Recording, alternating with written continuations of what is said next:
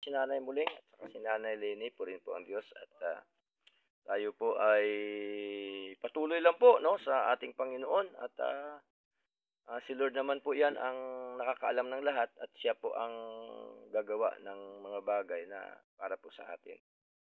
Ang mahalaga lamang na patuloy po tayo na maging tapat po sa Lord. Patuloy po tayo na maglingkod po sa Kanya. Di ba? So mag-pray po muna tayo bago tayo mag-exhort no ng mga salita po ng Diyos. Manalangin po tayo. Panginoon,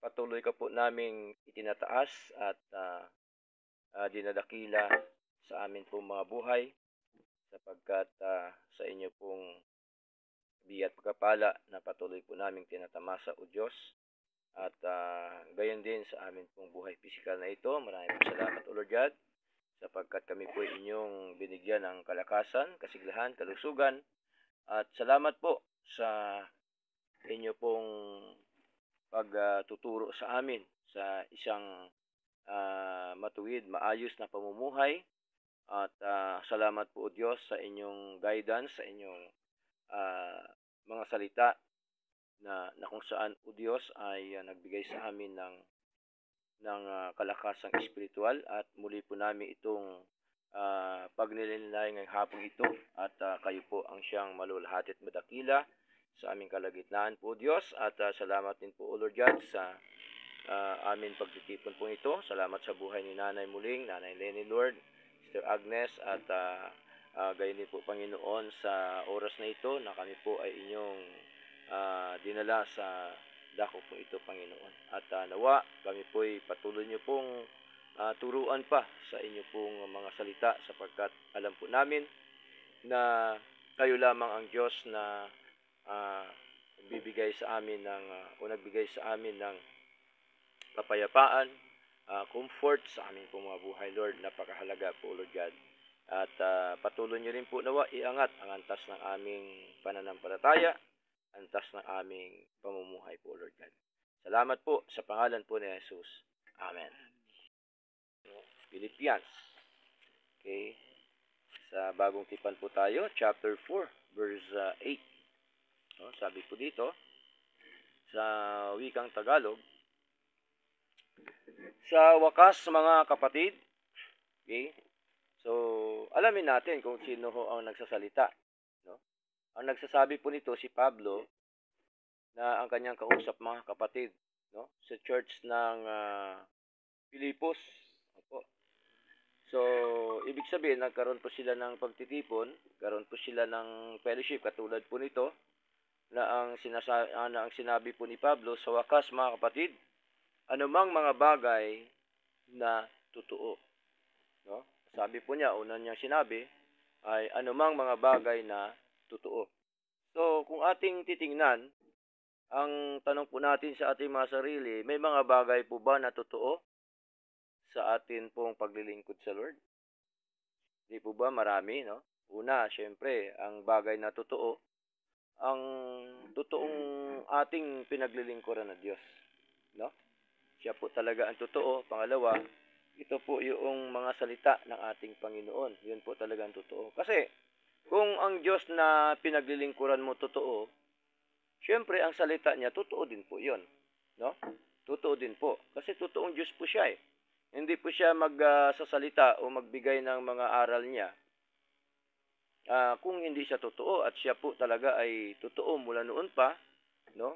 Mula noon hanggang ngayon, no? Hanggang sa mga sumusunod pa. At dito malinaw na katunayan ng sabi po sa John chapter 17 verse 17 ay malinaw po na sabi doon ng ating Panginoon Kristo, basahin po natin, no? John chapter 17 verse 17. Sabi po dito, sa wikang Tagalog, sabi ng ating Panginoon Kristo, siya po nagsasalita po dito, pabanalin sila sa pamamagitan ng iyong katotohanan. Yung prayer po ito ng ating Panginoon, no? Doon sa Ama, nang sabi po ng ating Panginoon, nung siya po yung nasa lupa pa, pabanalin sila sa pamamagitan ng iyong katotohanan, ang iyong salita ay katotohanan. So, ang salita pala ng Diyos, katotohanan po yan. Kaya ang sabi po ni Pablo, sa wakas mga kapatid, anumang mga bagay na totoo, no? At hindi lamang po ang Diyos nating katotohanan, kundi siya din po ay buhay na Diyos. No? Siya po ay buhay at totoong Diyos. No? Ayon po sa sinasabi po dito sa aklat po ng First Thessalonians, no? Kailangan meron tayong mga patunay sa mga sinasabi po ng ating Panginoon, no? Sabi po dito sa 1 Thessalonians chapter 1 verse 9, sapagkat sila mismo ang nagpakita sa amin, no? Sabi po ni Pablo, sinong nagpakita? Yung mga kapatid sa Thessalonica, no? Kung anong uri ng pagpasok ang tinanggap namin sa inyo. Okay? At kung paano kayo bumaling sa Diyos mula sa mga Diyos-Diyosan upang paglingkuran ang buhay at totoong Diyos. So may binasa tayo, totoong Diyos, totoong salita. Okay? So, ang Diyos, totoo po yon at ang kanyang mga salita. Kung ano sinasabi po dito ni Lord, paniniwalaan dapat natin, no? Kasi yun po ay totoo. No? At ano pa po ang sabi dito sa ating binasa kanina, Philippians chapter 4 verse 8. Sa wakas mga kapatid, anumang mga bagay na totoo, anumang mga bagay na tapat. Siyempre, ang ating Diyos, siya po ay tapat na Diyos, no? Kahit nga po minsan di tayo tapat, pero si Lord, nanatili po yung tapat po sa atin. Di po? At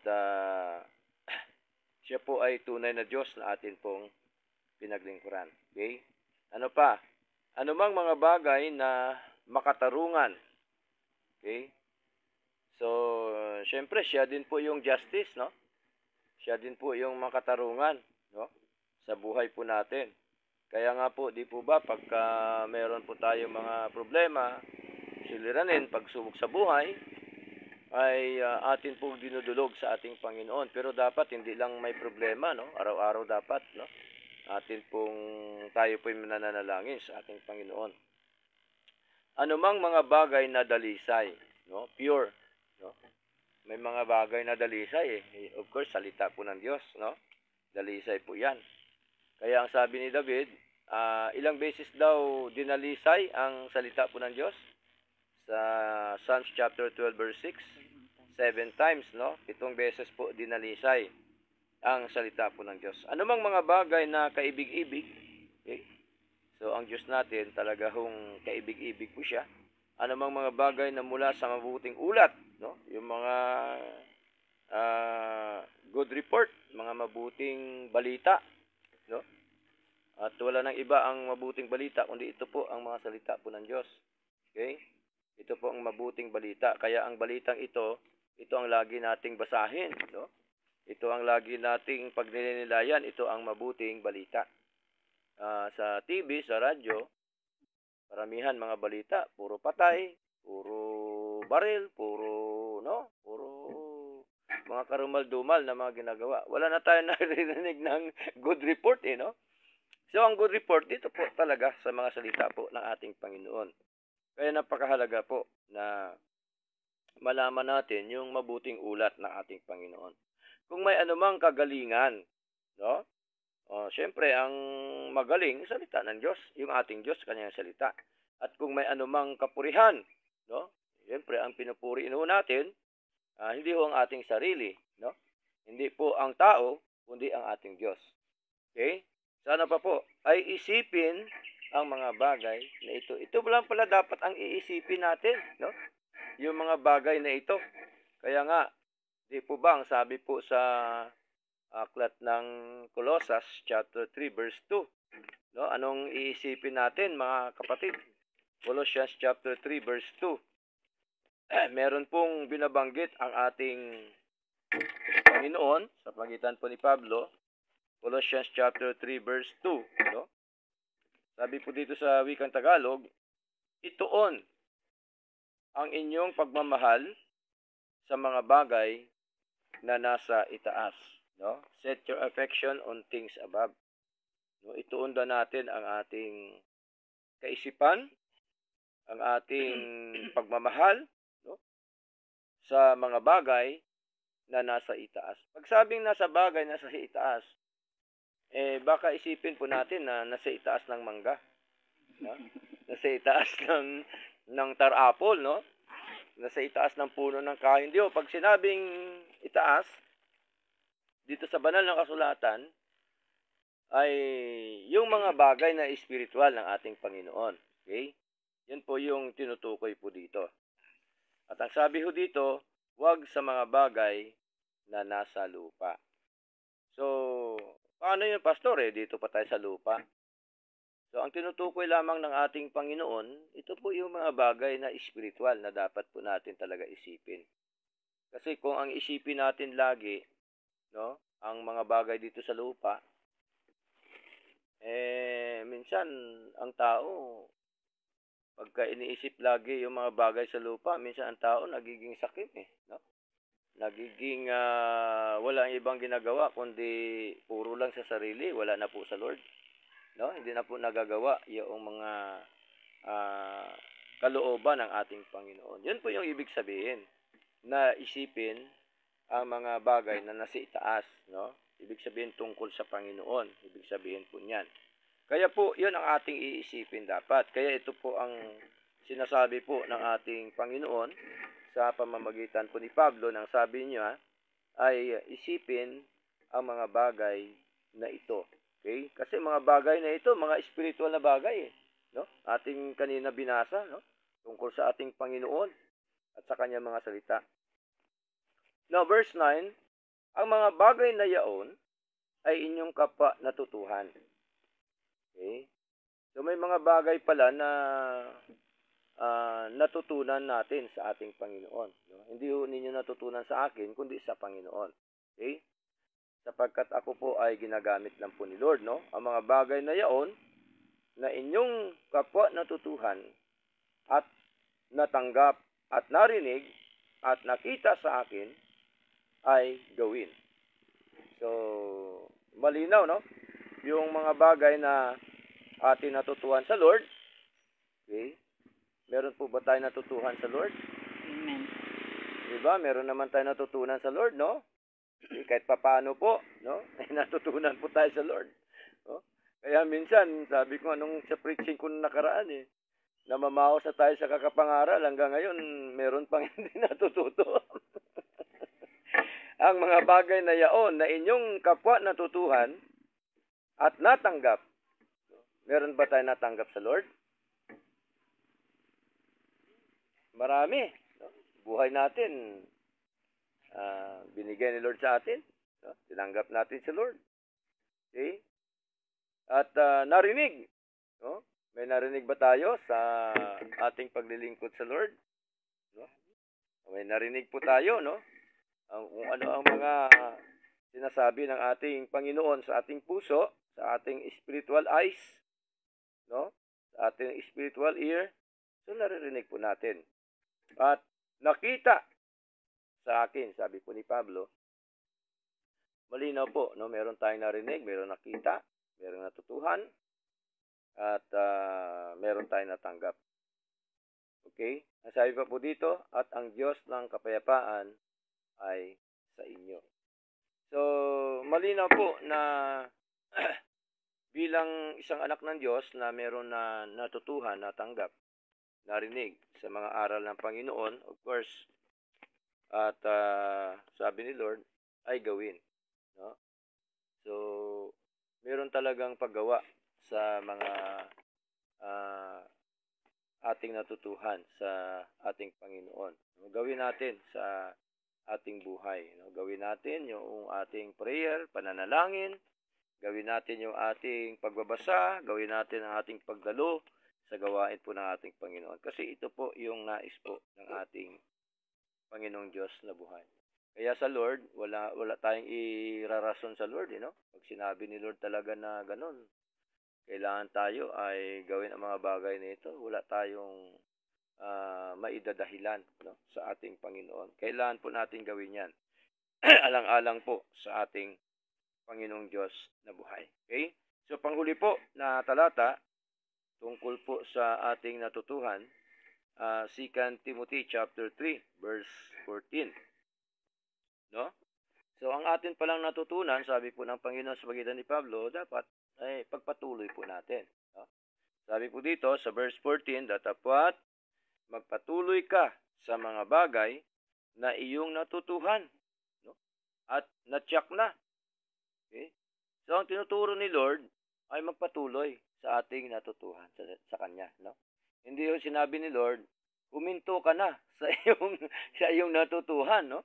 Hindi niya sinabi na huminto na tayo, kundi magpatuloy eh. Di po ba? So, napakahalaga na tayo po ay magpatuloy, no?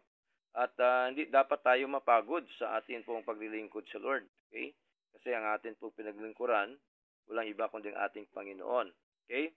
Dapat magpatuloy ka sa mga bagay na iyong natutuhan. So marami ho tayong natutuhan tungkol po sa ating Panginoon at natsak na nalalaman kung kanino mo natutuhan ang mga ito. So dapat lagi nating isaisip, isapuso ng ating natutuhan, no, galing po sa Panginoon. Tama po? No? Hindi po galing sa kay pastor kasi ang salita na ito, salita po ng Diyos, hindi po akin to salita, no? Ito po ay akin lamang pong pinapahayag para po ang mga anak ng Diyos ay manatili po sa paglilingkod sa Panginoon, hindi ho mawala, no? Hindi po hihinto kundi magpatuloy sa ating Panginoong Diyos na buhay. At ang paglilingkod po sa Lord, hindi ho hindi po ito tinatawag na para bagang nakakainip, no? Para bagang feeling nila hindi masaya, hindi ho.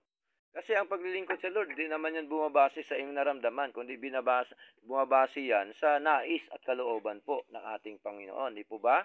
No? Kasi magkaiba po kasi talaga ang ating naramdaman kaysa kalooban, kaysa nais po ng ating Panginoon.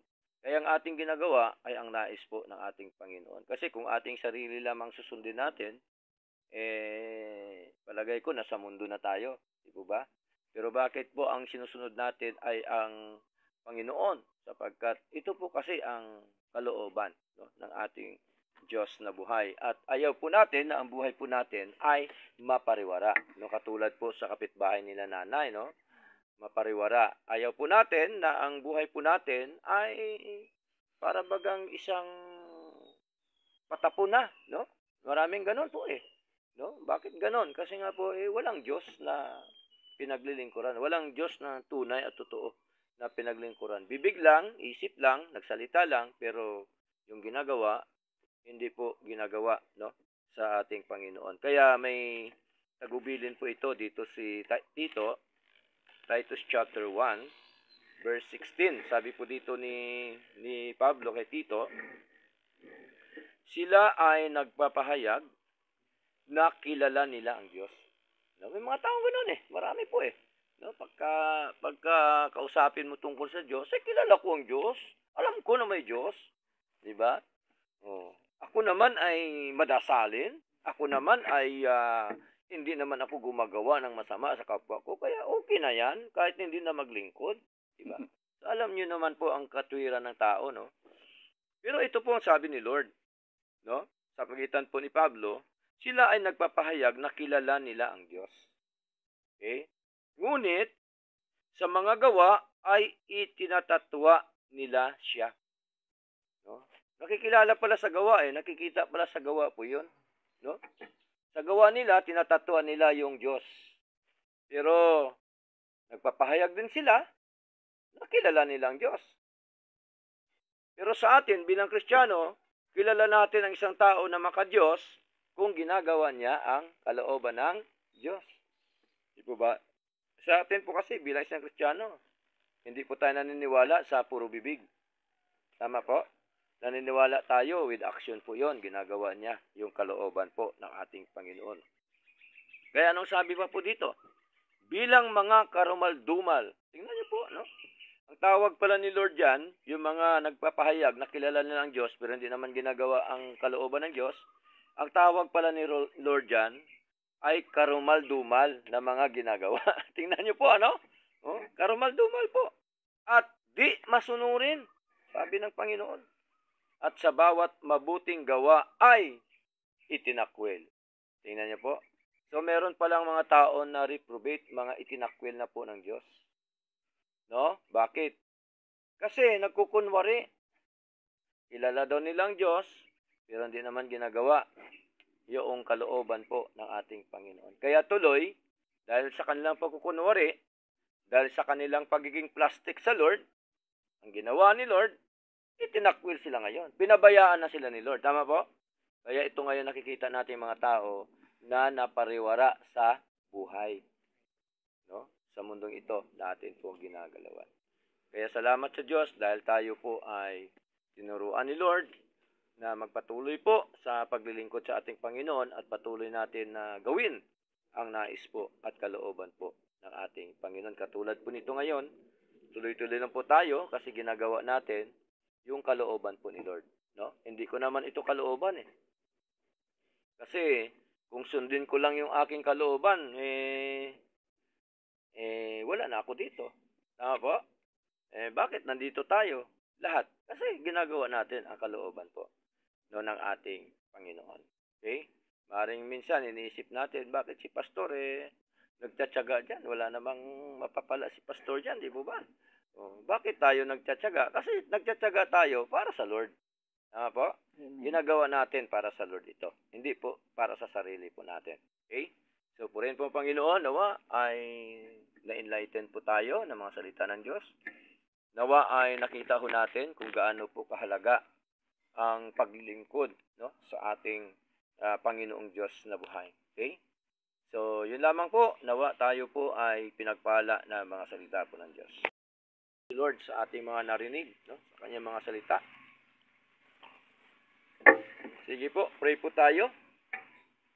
Yumuko po tayo, pumikit, at tayo po'y mananalangin. Amang banal, marami pong salamat o Diyos sa inyo pong mga salita na nagsilbing gabay sa buhay po namin.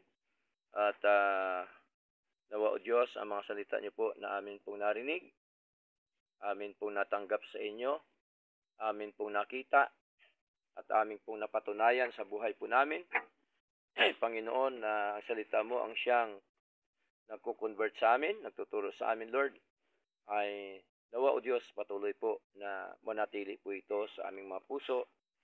At hindi lamang po nawa itong manatili, kundi ito po ay nawa magkaroon po ng bunga at sa pamagitan po ng aming mga gawa, Panginoon, ay amin pong maipakita po ito sa inyo, Panginoong Diyos. Salamat po na marami at patuloy niyo po nawa kaming pangunahan, Lord, sa buhay po namin na ito, na kami po nawa ay huwag niyo po nawa hayaan na kami pong lahat ay tumalikod sa inyo, huminto na sa inyo, sapagkat wala naman po kayong tinuturo na ganon po, Diyos. Manapay kami po ay dapat magpatuloy sa amin pong mga natutunan po sa inyo, Diyos, at sa amin na pong napatunayan sa buhay na ito, na kayo po ang Diyos na hindi po nagbabago mula noon, ngayon, at magpakailanman. At aming napatunayan po, Diyos, na kayo po ang may-ari ng aming mabuhay. At aming napatunayan sa aming mga buhay, Lord, na kung wala po kayo sa amin, ay wala po kami magagawa, Lord. Salamat po at nawa, patuloy niyo po nawa ingatan si Nanay Muling sa kanyang buhay. Nawa ay patuloy po ang kanyang buhay espiritual ay maging masigla at patuloy po na gawin, ganapin ang inyong kalooban, na isa po sa inyong kalooban, Lord, yung pagtanggap ng iyong mga salita at sa kanyang pakikinig, Panginoon, at nawa ay patuloy po niya itong maisakatuparan sa kanyang buhay po, Diyos, at ang kanyang buhay na ito sa mundo ay nawa ay patuloy lamang po niya ipaglingkod po sa inyo, Lord. At alam po namin, O Lord God, na walang lugi po sa inyo, O Diyos. Alam po namin na wala pong hindi maganda sa inyong harapan sa paglilingkod sa inyo. Manapay ang buhay po namin ay maging maayos, maging maganda, at patuloy po na ito po'y naging daluyan ng inyong mga pagpapala, Lord God. Salamat po. At nawa, patuloy niyo rin po siya bigyan ng kalusugan, palakasan, kasiglahan sa kanyang pong pisikal na katawan. At nawa o Diyos, kayo din po nawa ang siya mag-provide ng kanyang mga kailangan sa araw-araw. At nawa, patuloy ka po niyang, Panginoon, madama sa kanyang buhay po, Diyos. Ang iyong presensya, nawa, ay patuloy po na matili po sa kanyang buhay, Lord. Salamat po, maging po sa kanyang pamilya. Patuloy mo silang iingatan, gabayan, at proteksyonan, Panginoon, sa kanyang mga anak sa iba't ibang lugar, iba't ibang dako. Kayo po nawa ang siyang kumilos, Lord, sa kanila, na kung saan ay kanila po nawang maalaala ang inyong kabutihan, ang inyong kadakilaan po sa kanilang mga buhay, Lord. Salamat po, maging po, Panginoon, sa buhay Nanay Luz, Nanay Lenny. Kayo po nawang siyang manguna at patuloy nga po nawa kayo ang siyang magbigay ng kalusugan, kalakasan. Patuloy niyo rin po nawa dugtungan kanyang buhay, Lord. At nawa, Panginoon, may panindigan po siya, panghawakan ang iyong mga aral. At nawa o Diyos ay ipaunawa niyo po nawa sa kanya ang inyong pong mga doktrina, ang inyong mga aral, Panginoon, sa kanyang buhay, Lord. At bigyan po naman siya ng katsagaan, kasipagan sa pagbabasa ng mga salita, pananalangin, at pagdalo po sa inyong gawain po, Diyos. Salamat po. At kayo din po nawa ang siya magpala sa buhay po ni Nanay Lenny, Lord. Maging po sa kanyang pamilya, buong sangbahayan. Patuloy niyo rin po nawa silang iingatan, kanyang mga anak sa iba't ibang lugar, iba't ibang dako. Patuloy nga din po nawa kayo ang siyang kumilos at manguna, O Lord God. Nawa darating po, Panginoon, ang takdang panahon na sila din po ay amin po makasama sa paglilingkod sa inyo, ayon po naman sa inyong kalooban po, Diyos. Salamat po, at ang lahat po ito ay amin pong ipinagkakatiwala po sa inyo, O Diyos, at amin pong itong pinapasalamatan, at amin pong itong sinasampalatayanan po, Diyos. Sa pangalan po ni Jesus, ito po ang aming dalangin. Amen. Amen. Okay.